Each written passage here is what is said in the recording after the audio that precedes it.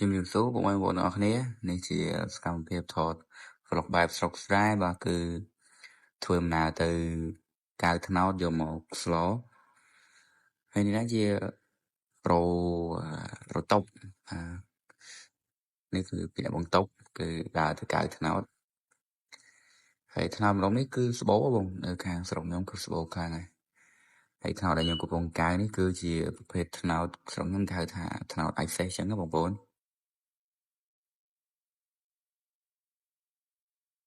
សួស្តីបងប្អូនបងប្អូនគ្នាទុកត្រែគ្នានេះមានតែថ្នោតទេសភាពស្អាតអ្នកណានៅស្រែដឹងហើយបាទធ្លាប់ជួបប្រវត្តិដូចខ្ញុំ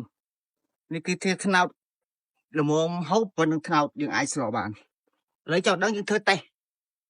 យើងក៏រកបានដែរយើងធ្វើតេស្តមួយចង់ដឹងថាវាល្មមហូបឬក៏វាល្មមស្ល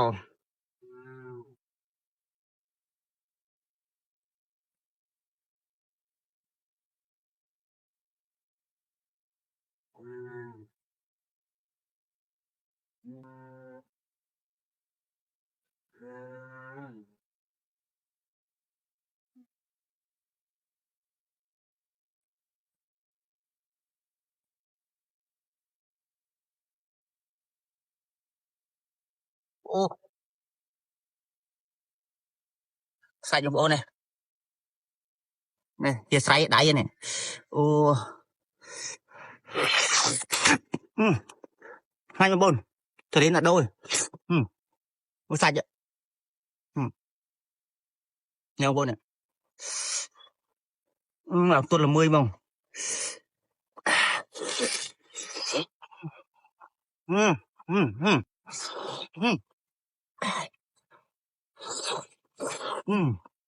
ចាំបង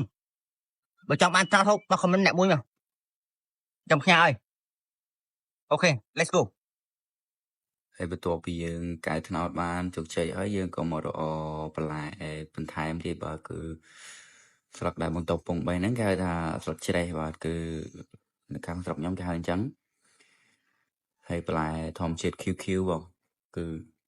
ស្លទៅវាមានអស់ជាតិរសឈ្ងុយឆ្ងាញ់ណាបងប្អូនហើយស្លឹកនេះបងប្អូនមួយចំនួនបាទគឺថាមិនស្គាល់ទេបាទអ្នកនៅស្រុកខេត្តទីផ្សេងគឺគេស្គាល់ទេព្រោះគេដឹងថាស្លឹកហ្នឹងអាចហូបកើតអញ្ចឹងណាតែស្លឹកនេះបាទគឺខាងស្រុកខ្ញុំគឺឆ្ងាញ់មែនតើបាទអាចយកមកស្លក៏បានយកមកហូបលក់ក៏បានគឺជាតិតែម្ដងបាទត្នោតជាមួយនឹងស្លឹកចេករួចហើយយើងក៏ដើរមកក្នុងកូនចំការយើងនេះគឺយើងបេះស្លឹកផ្ទីជាមួយនឹងស្លឹកបាសដើម្បីយកទៅ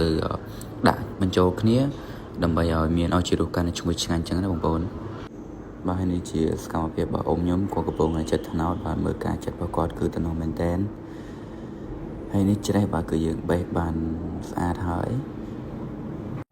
បន្ទាប់ពីយើងរៀបចំបន្លែរួចរាល់ហើយយើងក៏ចេញមកវាលដើម្បីមករកខ្វាងកែប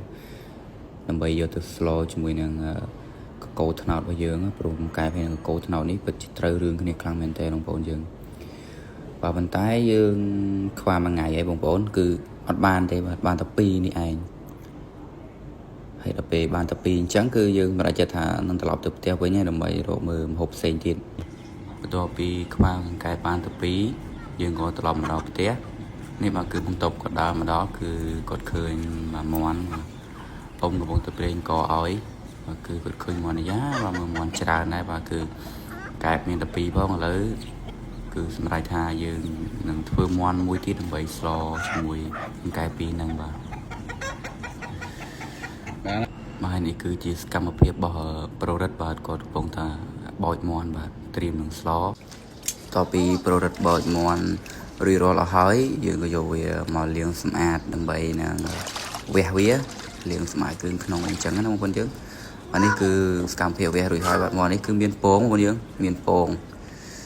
បាទគឺមាន់មេពងហើយសាច់ក៏ច្រើនធាត់ហើយមានខ្លាញ់ទៀតបងប្អូនអើយគឺជាតិមែនតើមកយកស្លកោ